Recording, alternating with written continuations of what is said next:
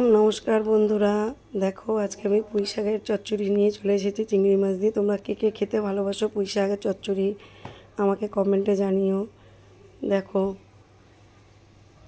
এখানে আমি পুঁই শাক কেটে নিয়েছি, বেগুন, আলু, কুমড়ো, পুঁই শাক ডাঁটা আর পুঁই শাকের পাতাগুলো আমি আলাদা করে কেটে নিয়েছি।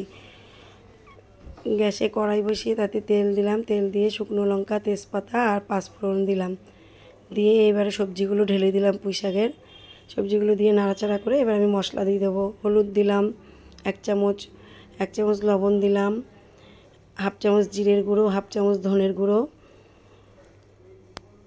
রসুন বাটা 1 চামচ, কাঁচা লঙ্কা বাটা 1 চামচ, স্বাদ মতো চিনি দিয়ে এবার আমি মশলাটাকে ভালো করে কষিয়ে নেব। দেখো এরকম করে কষিয়ে মশলা রান্না করলে ভালো লাগে। দেখো মশলাটা মজে গেছে, এবার আমি জল ঢেলে দিয়েছি। জল ঢেলে দিয়ে নাড়াচাড়া করে এবার উপর থেকে আমি পাতাগুলো দিয়ে দেবো।